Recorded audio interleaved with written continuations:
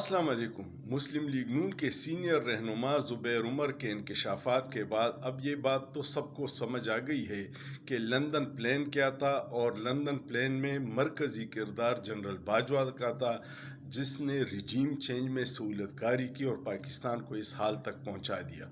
General Bajwa अब बहुत कस्में खा रहा है और इस किरदार से इनकारी है, लेकिन पूरी दुनिया जानती है कि पाकिस्तान को इस बदतरीन बहरान का शिकार करने वाला जनरल बाजवा ही था, और कब्र तक उसका ये पीछा नहीं छोड़ेगा।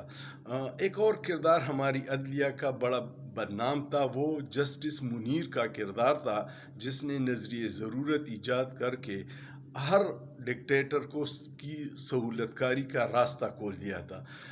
वो इंतहाई बदनाम किरदार था अदलिया का, लेकिन मुझे लगता है कि उससे भी ये एजाज़ अब कोई और छीनने वाला है।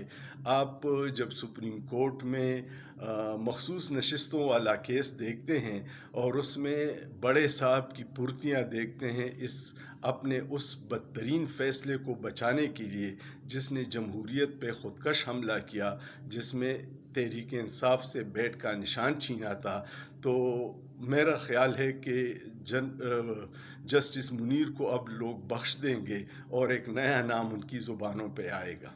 आपका क्या ख्याल है? सोचिए, सोचना जुर्म नहीं है।